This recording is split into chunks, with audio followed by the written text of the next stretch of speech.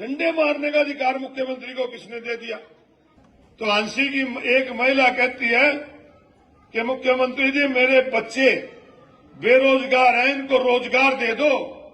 कहते हैं अभी दूसरा चंद्रयान भेजेंगे, उसमें भेज देंगे ऊपर चांद पे, वहां रोजगार मिलेगा। और कहने लगेगी राइट टू रिकॉल पंचायत पर लागू होगा, और पहले मुख्यमंत्री अपने पर लागू कर लो।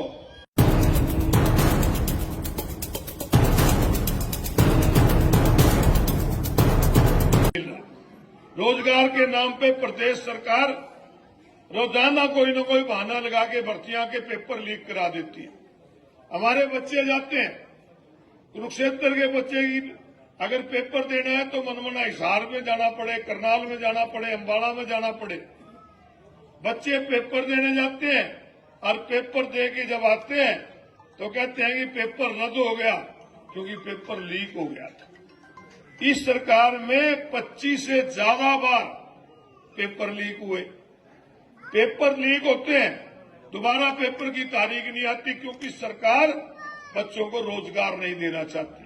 और यही कारण है कि जो हरियाणा प्रदेश तरक्की के मामले में नंबर 1 होता था, आज बेरोजगारी में नंबर 1 पे चला गया। हमारा बच्चा नशे की तरफ चले गए रोजगार न मिलने की वजह से। अकेला माँ बाप का बच्चा भी अपने माँ बाप को अकेले घर छोड़कर बाहर विदेश जाने पे मजबूर हो गया, क्योंकि यहाँ पर रोजगार नहीं मिलता। रोजगार यहाँ नहीं मिलता, क्राइम यहाँ पर बढ़ता जा रहा है, अपराध लगातार बढ़ रहे। सरकार जैसे बिल्कुल घमंड से भरी हुई है। अभी जिक्र आ रहा था जनसंवाद का।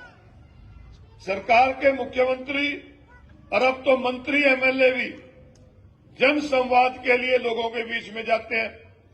और मुख्यमंत्री जब जनसंवाद में जाता है तो आंसी की एक महिला कहती है कि मुख्यमंत्री जी मेरे बच्चे बेरोजगार हैं, इनको रोजगार दे दो। कहते हैं अभी दूसरा चंद्रयान भेजेंगे, उसमें भेज देंगे ऊपर चांद पे, वहां रोजगार मिलेगा। ये बात मुख्यमंत्री जी कहते हैं।